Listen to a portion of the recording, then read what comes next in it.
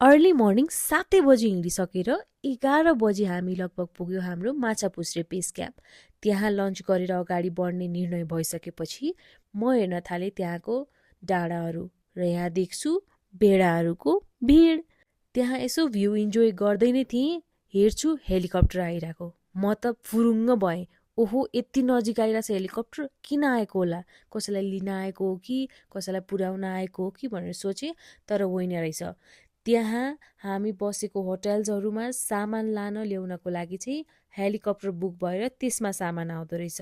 त्यो सुन्दाखेरि त ओ माई गड, यहाँ परेको खानाको मूल्य यति महँगो पर्नुको रिजन त त्यसपछि थाहा पाएँ। किनकि हेलिकप्टरमा उहाँहरूले सबै र मटेरियलहरू लिएर आएर टुरिस्टहरूलाई खाना प्रोभाइड गर्नुहुँदो रहेछ।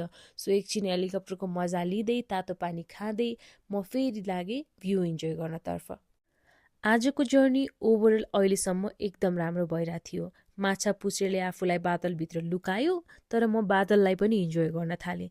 र घाम लागेको कारण यहाँ चाहिँ मौसम एकैछिनमा फेरबदल हुने, एकैछिनमा घाम लाग्ने, एकैछिनमा कुहिरोले पुरै छेकिदिने। सो हामी जानु थियो त्यो डाँडातर्फ।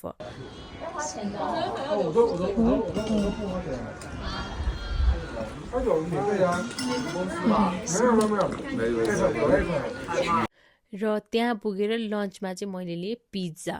पिज्जाको कुरा गर्नुहुन्छ भने काठमाडौँमा त्यो पैसाले म 4वटा पिज्जा खाइदिन्छु।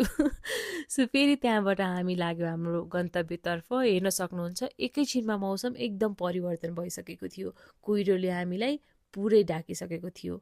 अलि अगाडि बढ्दै बस्दै रेस्ट गर्दै आराम गर्दै पानी पिउँदै आजको दिन पुरै हाम्रो थियो। मजाले हामी एबिसी पुग्न सक्थ्यौँ। सो त्यही भएर रेस्ट गर्दै बिस्तारै बिस्तारै हामी अगाडि बढिरहेको थियौँ। कुनै हतार थिएन आज, किनकि हामीले लगभग 2 दिनमा हामी एबिसी पुग्न थालिसकेको थियौँ।